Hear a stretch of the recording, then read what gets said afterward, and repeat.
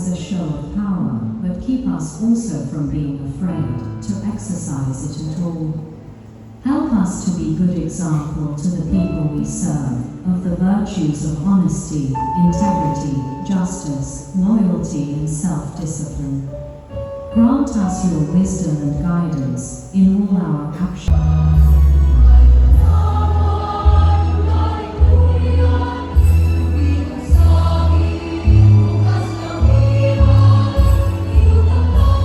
Salamat Regional Director, Dr. Alan G. Fernando, Sesofri, mabuhay po kayo. At these butterflies, a dedicated champion of education, he lives with passion, driving excellence and growth for every learner under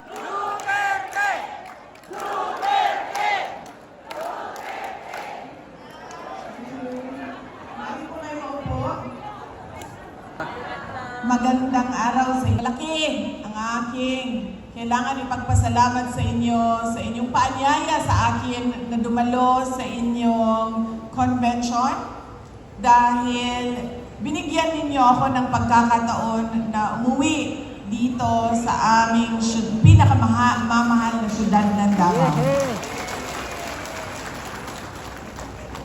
Noong pagtitipon ng mga accountants, nasabi ko at sinasabi ko rin ulit, kung kama at ang gamit mo ay sarili mong mga kumot at unan. So thank you very much sa inyong lahat. Pangalawang pagpapasalamat ko po ay bilang dating kalihim ng Department of Education. Nagpapasalamat ako sa suporta ninyo sa ating vision noon na matatag agenda. Maraming salamat sa inyo. At ay bilang inyong pangalawang Pangulo, nagpapasalamat ako sa patuloy ninyo na pagtitiwala at suporta sa akin, sa aking mga kasamahan, sa loob ng tanggapan ng pangalawang Pangulo. Maraming salamat. At ito ay personal na pagpapasalamat. Nagpapasalamat po si dating Pangulong Rodrigo Duterte sa inyong pagdarasal para sa kanyang pagbalik dito sa ating mahal na bayan. Maraming salamat po. Malapit na mga bayan, abangan natin. It is an honor to join this gathering of school heads from across the country.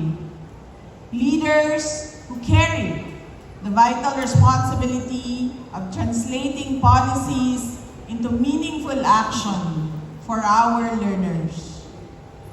The Philippine Elementary School Principals Association Incorporated, as the conduit organization of the Department of Education for the 43rd Principals Training and Development Program National Board Conference and Workshop under the theme, Leading Through Empowering, we celebrate not only your dedication, but also your vision to inspire, uplift, and strengthen every Filipino community.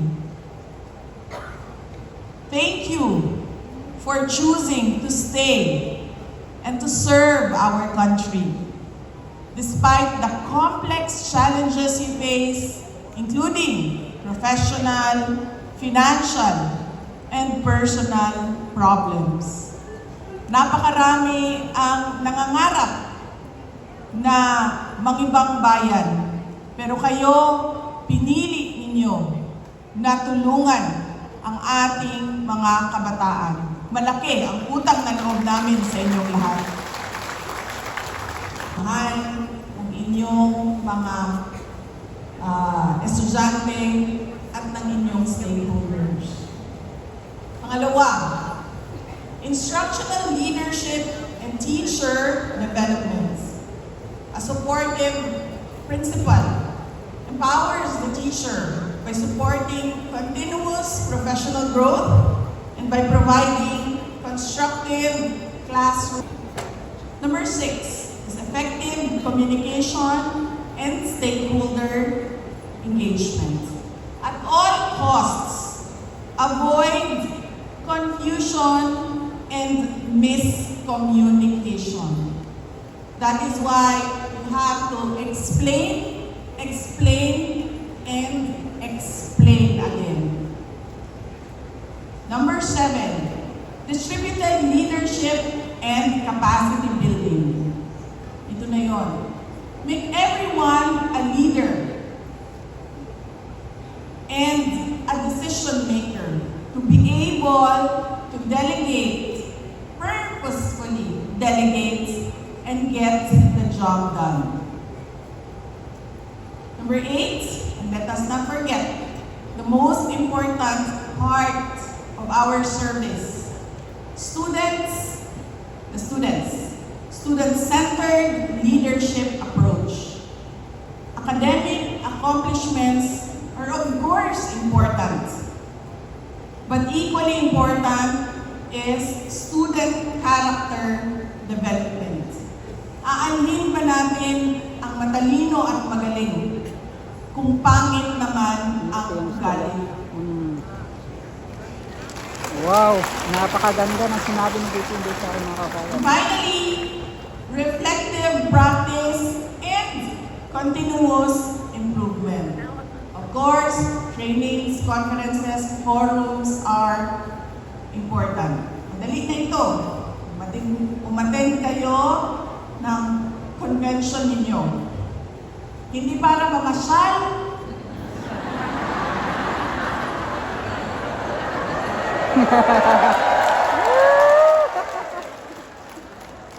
ang daming dumating, pero pagdating sa sessions, sa breakout sessions, wala nang laman ang kwarto. Nasaan na ang mga tao?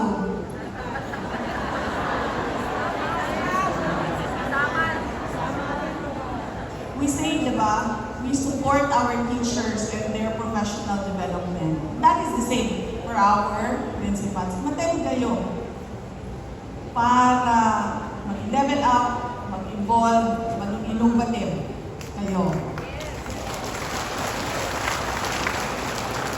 Hindi para mamasyal at magchismisan. Magchismisan kung sino na ang namatay, sino ang naghiwalay, sino ang may kabit, Aray. nasaan na ito si ano, kundi para matuto. Kasi after all, ang kagalingan natin ay kagalingan ng ating mga guro at ng ating mga mag-aaral.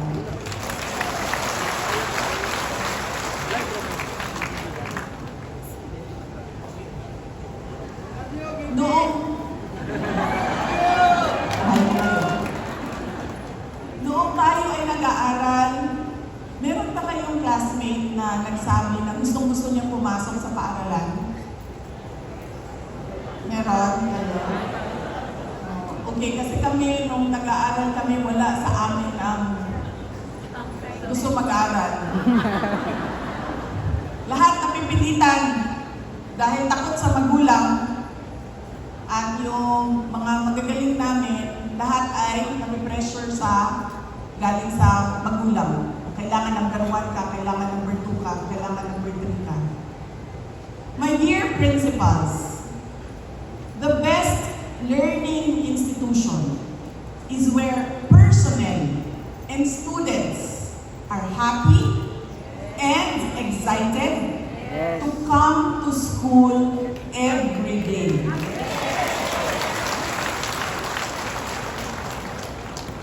And the best principal is the one who leads this school.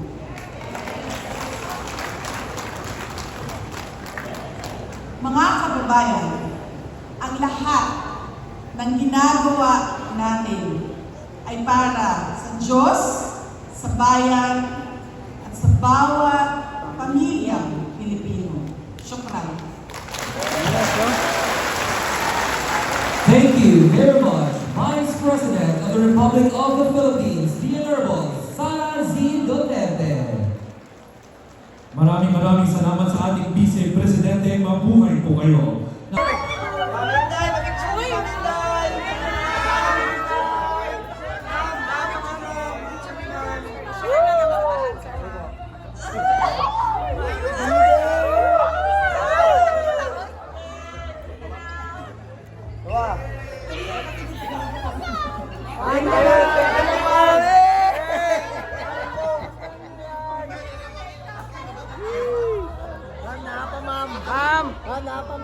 Ito, ma'am.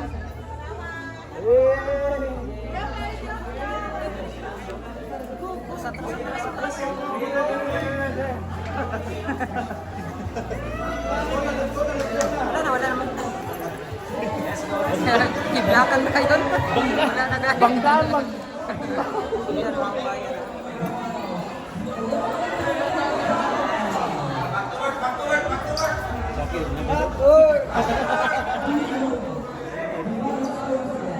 Hey, wala isisyo. Barong pa lang. Kaya na kayo. Pikas daw mo siya sa pikas. Sige na, dire na pito. Wala na kayo. Dipin sa ichak. Ayaw chak. Ayaw chak.